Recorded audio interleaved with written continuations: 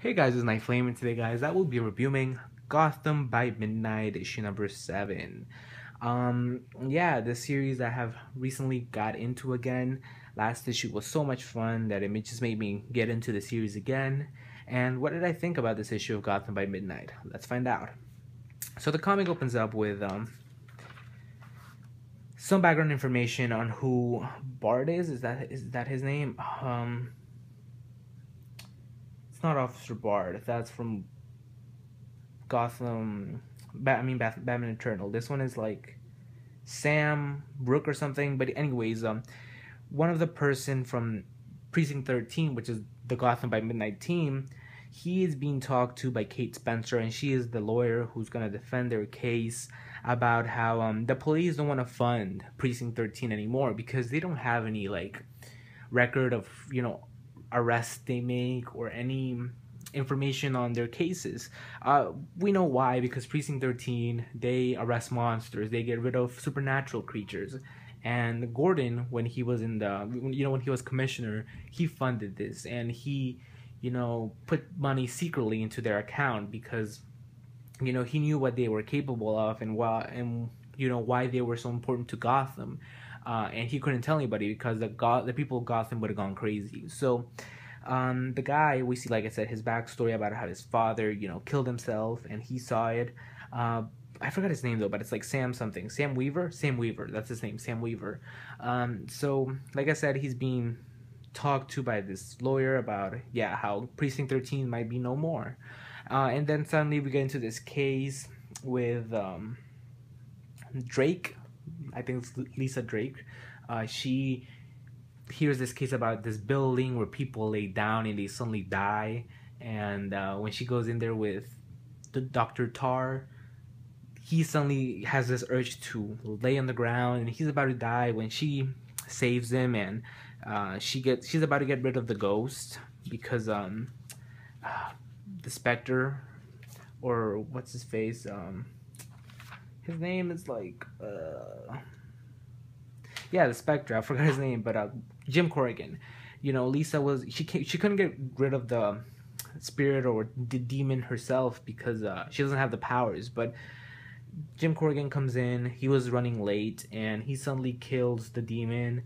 The demon apparently did not only kill this whole building, but he killed a lot of buildings around him, and the total death toll was like 50 people.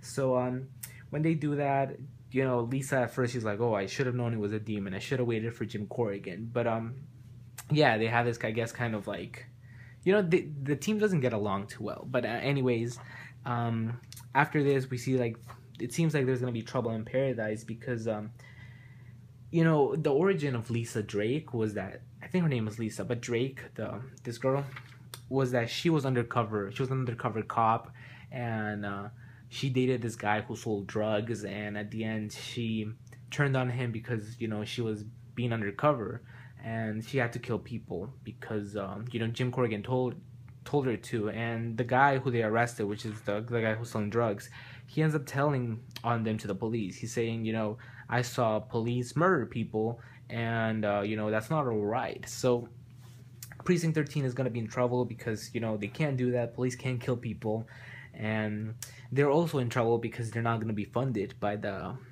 Gotham City anymore because of they don't make any arrests. The Gotham people don't know that they low-key kill ghosts.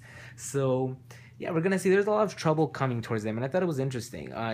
Me telling you might not sound interesting, but I was completely hooked by it. It was something different. Like, books like this don't come around, and I think Gotham by Midnight is really special because it has so many crazy things that normally don't work. Like, they just don't work. But this book does such an incredible job. It's interesting how Gordon, he disappeared, of course. He's not commissioner anymore, and he's Batman. He doesn't have the power he used to have over the police departments. So nobody wants to fund Gotham by Midnight, and that's what really intrigues me. Like, what's gonna happen to them? Hopefully this series doesn't end with that. But also we see some like minor scene with Jim Corrigan praying to Sister Justine, who died in like issue number 5. She was the first casualty of Gotham by Midnight, and I really want to see her back. I don't know, she seems like she might come back, but yeah, it's such a good book, especially with the art. The art is just beautiful. Like, it was great seeing Sam Weaver's backstory. It was great seeing, you know, Jim Corrigan back in action as the Spectre, even though he can't control it. It's just crazy. And I'm not sure if, last issue I read it, that it said that if Jim becomes the Spectre, somebody dies. So I'm not sure, or I think it's when Drake, Lisa Drake, I think that's her name. It's when she screams, someone dies. I think that's what I meant, or I think that's what I read. I forgot what I read, but yeah, there's a lot of crazy stuff going on, and I think I should definitely pick up this book. It's such a good book. I don't know, I just can't stress it enough. There's some crazy things happening here, and this is just such a book that nobody reads. It's one of the Batman family books that people don't catch up on, and this one has a lot of elements from Gotham Central, which was the one written by Greg Rucka, that focused on the Gotham Police Department. This one does the same thing, but it adds some supernatural twist. And I can't stress it enough. Pick up this book. So my score for Gotham by Midnight was a 9.5 out of 10. I really enjoyed it.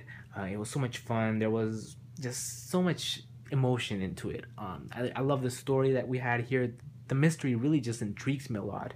And it was great seeing the backstory of one of the members. So 9.5. Do I think you should pick it up? Absolutely yes, and definitely give it a try. The first volume is due soon, or I think it might be out already, but definitely pick up the first volume. So thanks for watching, guys. Hope you like this video. Also subscribe to my channel if you haven't done so, and have a nice day, guys. Goodbye.